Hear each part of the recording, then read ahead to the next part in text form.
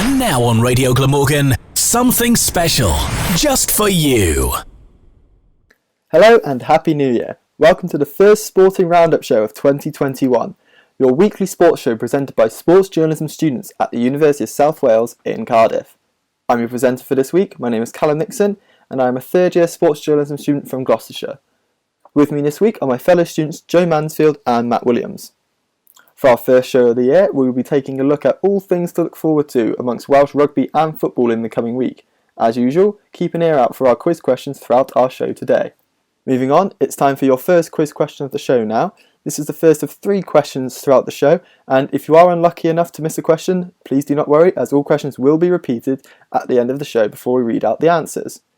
Here's your first question. In what year did Andy Murray win Wimbledon for the first time? I'll repeat that for you one more time.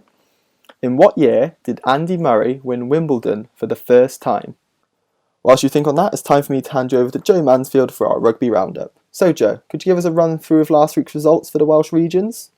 Of course, Callum. Last week, the Scarlets outclassed the Dragons to run away comfortable victors, defeating the Newport-based side by 20 points to 3.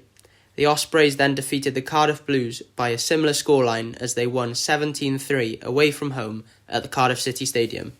How would you summarise the festive period for each region, Joe? Who are the winners and losers, so to speak? The Scarlets have performed the best, winning both of their games. They started the season slowly, but have now given themselves a platform to kick on. The Ospreys have played well, narrowly edged out by the Scarlets, and then victorious against the Blues. Should the Ospreys defeat the Dragons, they will be in a strong position to claim third in Conference B. The Cardiff Blues are flattered to deceive as they scrape through against the Dragons with a late try and put in a disappointing performance against the Ospreys. They now look to be in a transitional period as there are several reports saying that head coach John Mulvihill has departed and that Di Youngs will take over as director of rugby. The Dragons are winless so far in the festive period and will be hoping to give their fans something to cheer about when they welcome the Ospreys. It could be a transformative game for the Dragons if they are to win. So Joe, what do we have coming up this weekend then? A mid-table clash in Conference A kicks off the weekend's action as the Dragons host the Ospreys at 5:15 on Saturday evening. This is then followed by the Cardiff Blues hosting the Scarlets at 7:45pm. Well Joe, you've rounded up how the teams have done so far in the Welsh derbies, but how can we expect to see the third instalment going? Well, the Ospreys currently sit 4 points ahead of the Dragons, although it's important to note that the Dragons do have a game in hand. Therefore, the game is of huge significance to both teams' seasons, as it will be impactful on how their seasons play out. On form, you'd have to say that the Ospreys are favourites. They've put in an impressive performance on against the Blues and bullied them in the scrums and mauls. If their foundations are strong again, I can see them winning in similar fashion this week. I wouldn't write off the Dragons, however. The scoreline last weekend flattered the Scarlets a bit with the late Costello try. They haven't played bad rugby, but they need to be more consistent in attack if they are to trouble the Ospreys.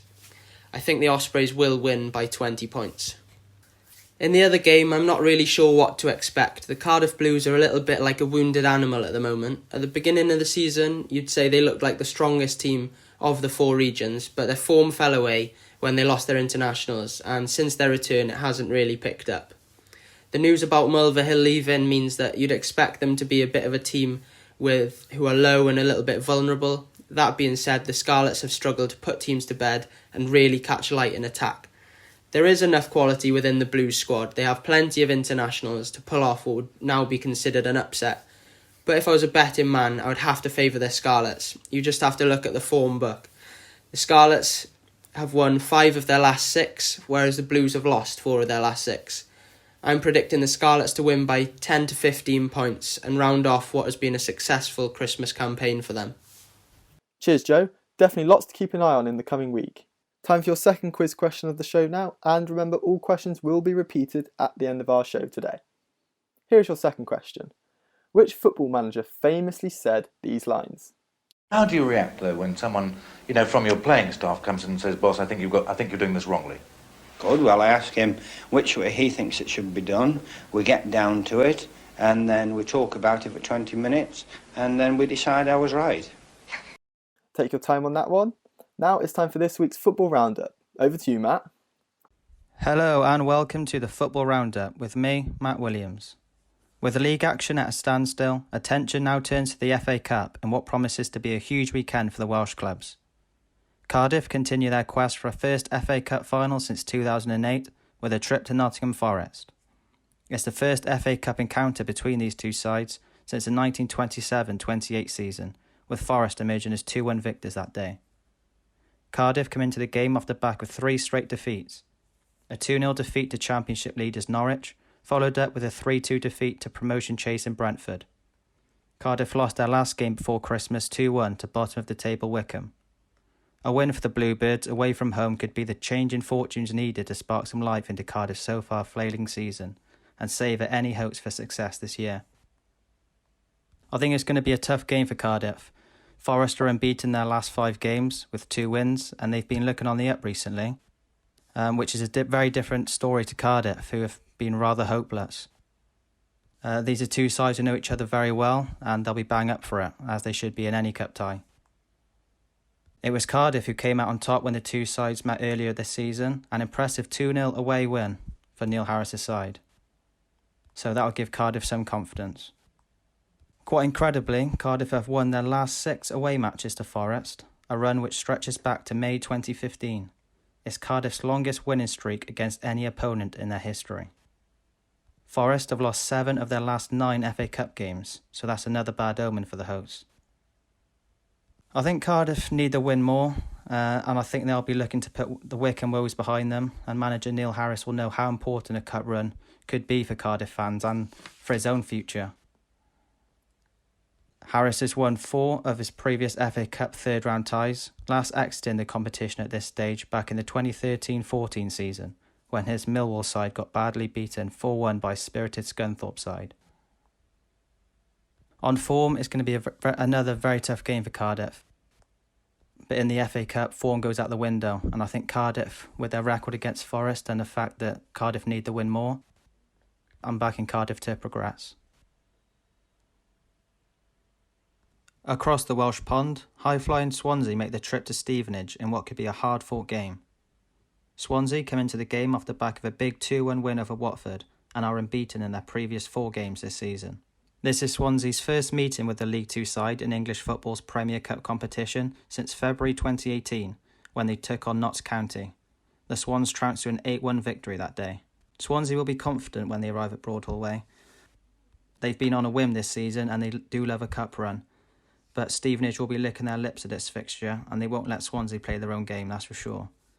They'll make it uncomfortable for Swansea at times and they will get their moments and they will definitely have chances to score. It's just about whether they can take their chances. Newport County welcome Premier League outfit Brighton to Rodney Parade on Sunday, hoping to spark a turn in mixed fortunes as of late. County are without a win in 4 games, with 2 defeats and 2 draws. I think Newport have a good chance against Brighton. I can see Newport getting at Brighton's defence and having plenty of opportunities. That's something we see a lot in cup ties, and we know Newport can score goals against anyone this season. They've already played top Premier League opposition over the past couple of years, and they've got some results too, namely Tottenham a couple of seasons ago, when they hit themselves a replay. So Newport will be up for it.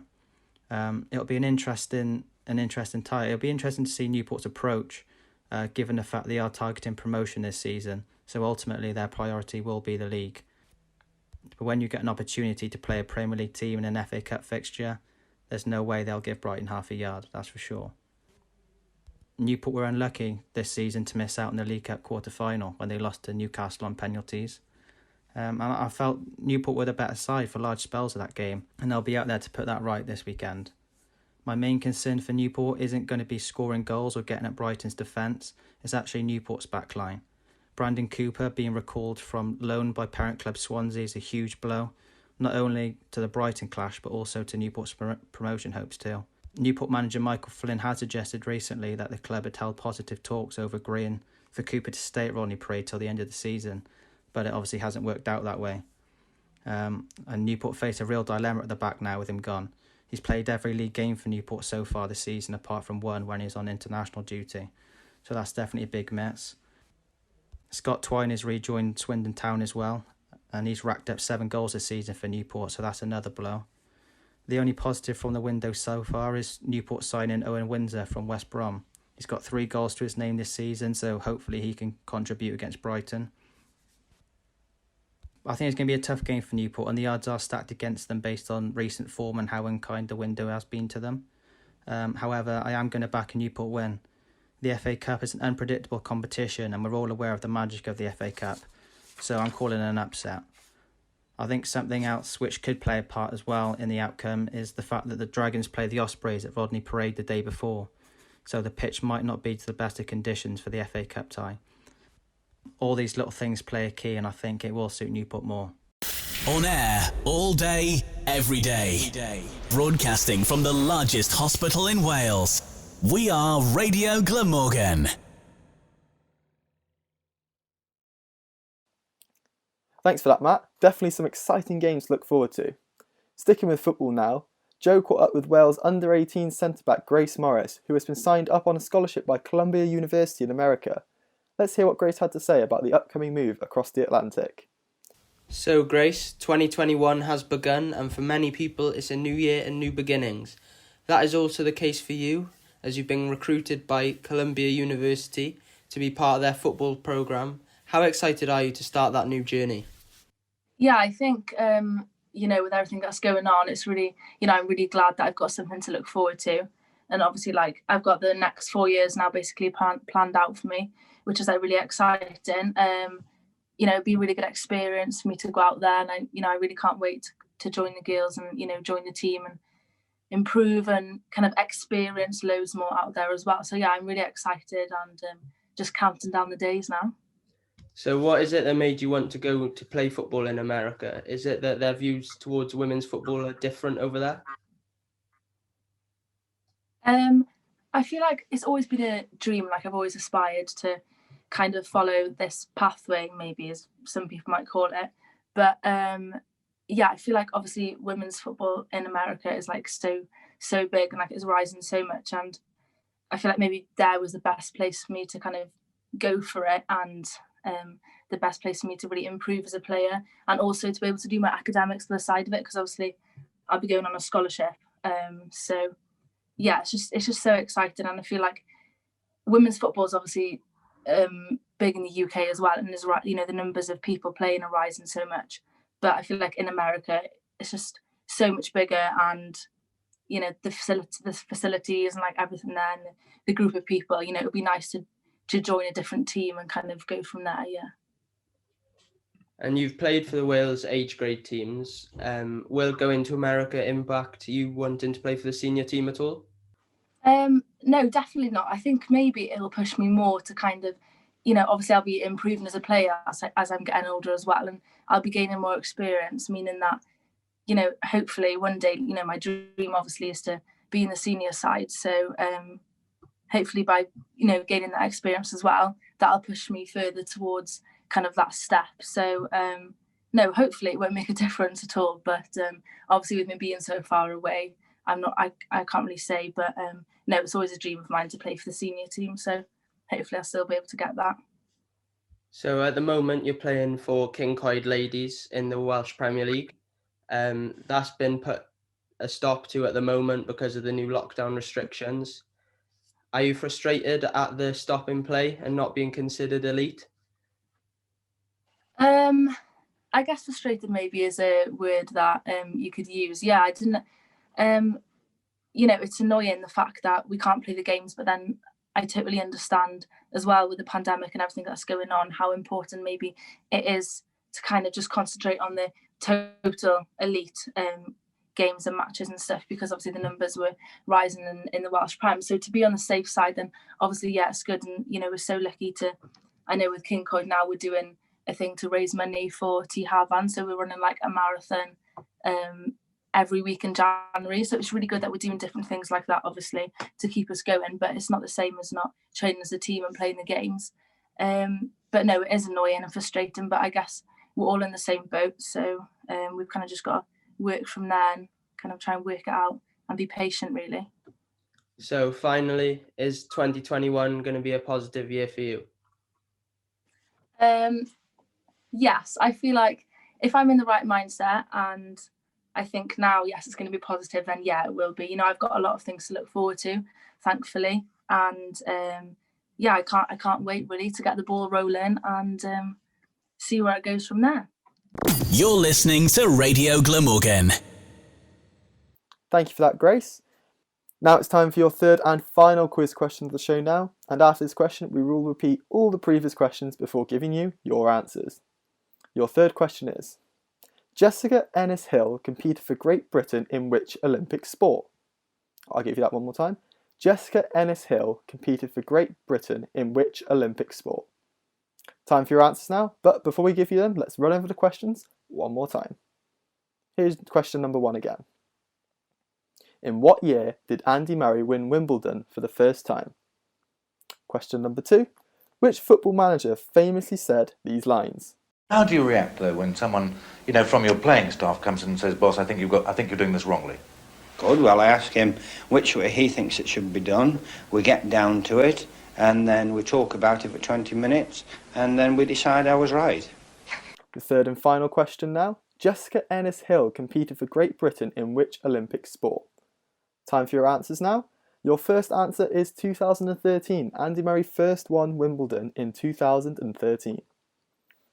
Here's your second answer now. The manager who said that famous quote was none other than the legendary Brian Clough. Here's your third and final quiz answer now. Jessica Ennis-Hill competed in the heptathlon event for Great Britain in the Olympics. On air, all day, every day. Broadcasting from the largest hospital in Wales. We are Radio Glamorgan. That's it for today. Thank you for listening. We'll see you next week for the second show of the year. I'm going to leave you this week with We Will Rock You by Queen. Thank you and goodbye.